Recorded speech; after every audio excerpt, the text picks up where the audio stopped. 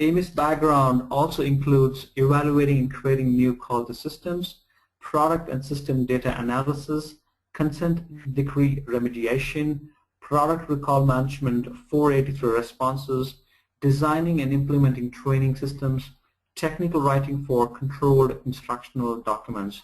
And now I would like to hand over to the speaker, Amy Pearson. Over to you, ma'am. Hopefully everyone can hear me okay. If anyone can't, please use the chat function to let me know so I can be aware. And thank you very much for the very nice introduction. I appreciate that. I wanted to go ahead and up front let you know when you do receive the slides, they'll be in the formal format that you're used to seeing from the company. So I right now have them in my format. So you will be receiving all of them. In addition to that, I am going to provide you with some tools as well as a resource for some educational videos that go along.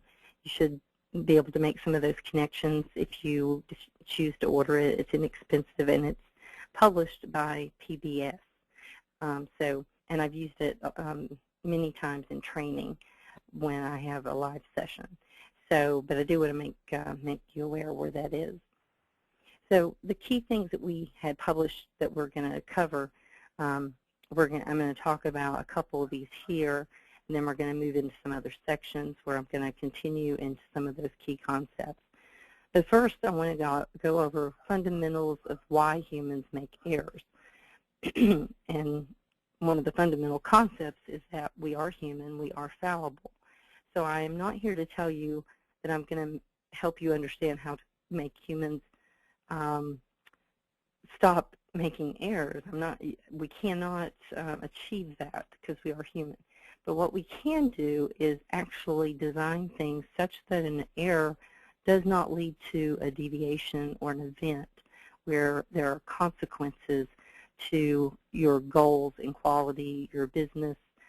So this actually can be used in many capacities, as you will see as we go along. So we'll talk about some of the different techniques and how they can be applied. One of the very nice things is that when you do reduce human error, you actually gain efficiency. It's approximately about 30% when you're doing it very well. And that's kind of to the saying, haste makes waste. So human error, usually if you have a consequence, you have to repeat things and redo them, which always takes up time and it creates an inefficiency in your systems.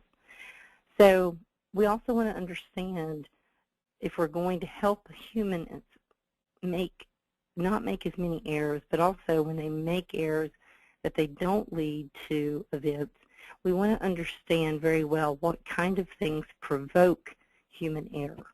And when I say that, I can tell you I have done in live sessions simulations where I have intentionally provoked human error, and then I've done the same thing to a group where I have intentionally removed things that would provoke human error, and you can see the difference firsthand, or if you're participating, you can experience it, and it's very powerful.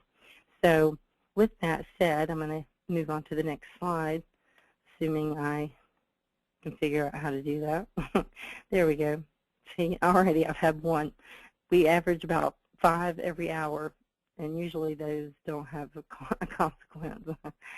So let's look at key concepts used as a basis for one of the key things important, which is human factoring. So if you think of human factoring as really what you're doing is factoring in how we function as humans, how we think and interact with systems, especially when you're thinking of a quality system, a complex system, and even simple ones.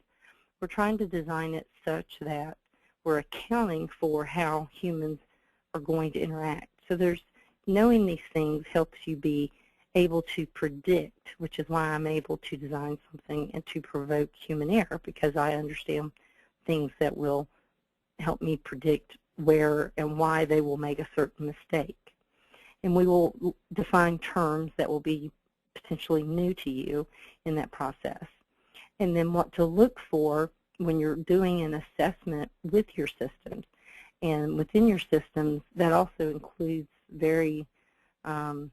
especially includes your documents, that instructions that people follow.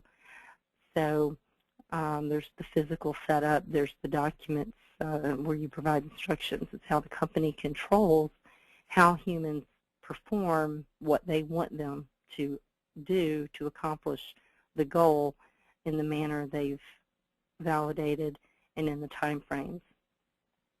So human performance, you really have to look at it in two ways. It's really the application in order to really manage human performance.